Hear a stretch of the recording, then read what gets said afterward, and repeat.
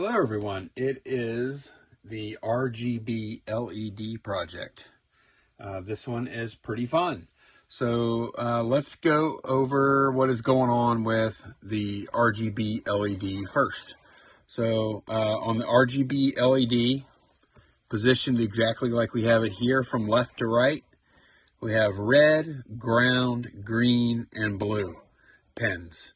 And to red, green, and blue pins, we are assigning pins, GPIO physical pins 13, 14, 15. Or no, that's not physical pins. That's the GPIO numbers. And I'm looking at my chart over here. That is going to be physical pins 17, 19, 20. But yeah, that is what we're using, and you can see they're all right near each other there. And before they get to the pins of the RGB LED, they are each going through a current limiting resistor, 220 ohms. And then the ground pin I have going to ground right here. That is the setup. And let's take a look at the code. And you might hear a dog barking outside there. First, we're going to import from machine Pin and PWM methods. And you can see here I'm assigning some variables, max, half, and off. So let me tell y'all what the goal is of this program. Paul, the teacher of the class I'm taking, he wants us to write out to the terminal, prompting the user to input one of these colors, and then depending on the color they pick, we are going to display that color on the RGB LED. Okay, that is the plan anyway. So adjust this back again. Sorry about that loud dog out there. So what we're going to do first, the reason that we have max, half, and off is those are the three values we need to mix for each one of these LED pins, depending on the color we're trying to represent. So I just thought that was easier than having to type these long numbers every time. And then here we're going to use variables for red pin, green pin, blue pin, 13, 14, 15, as we just talked about. And then we are going to set up those, the red LED, green LED, and blue LED PWM objects, assigning them red pin, green pin, blue pin pins.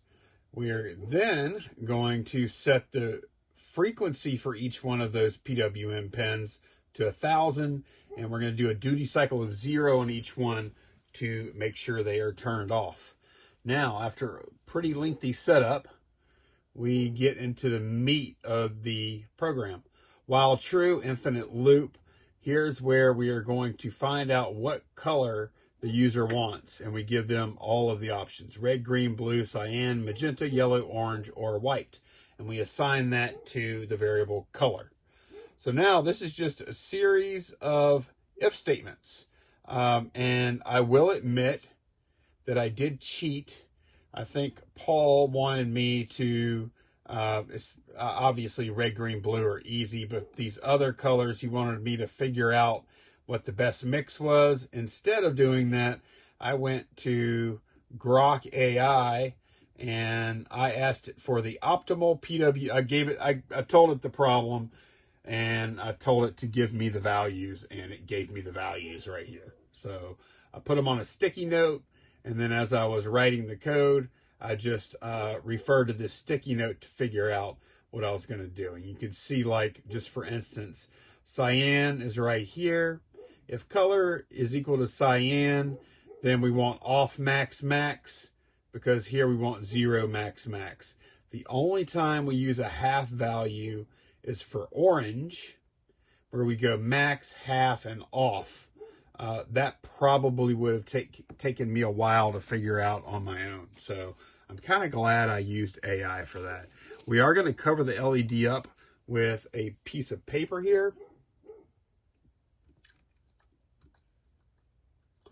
And white, by the way, was all three at max. I did put an else statement at the very end, just in case. Else, none of these other if statements activated. Else, print invalid entry, please try again. So, oh, I need to plug this guy in. I need that dog to be quiet out there. Okay. All right, we got it plugged in. We got our paper on top. It's just more visible with the paper. Let's go ahead and give this a whirl. Okay. We're going to go down each one of the colors first of all.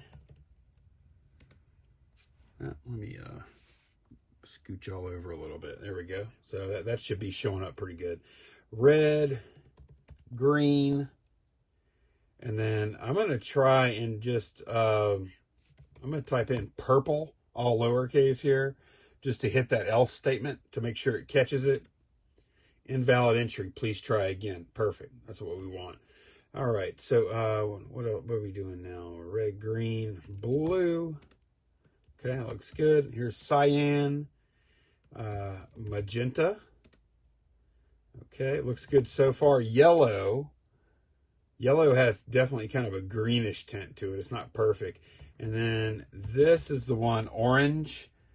Yeah, I don't know if I would call that orange. I did try mixing the red and green in a few different ways, and just none of it looked right. I guess I could pull this up if y'all want to take a gander at that. All right, and then where are we at? Orange, and then white. And white looks pretty white. It's got a little bit of a bluish tinge to it. But yeah, green, deep green. So yeah, that's the basics of using an RGB LED. Really fun little project. Lots and lots of setup up here.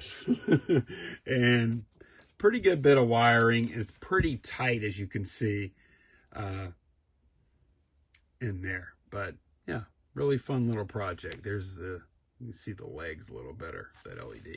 Thanks for watching. Bye, y'all.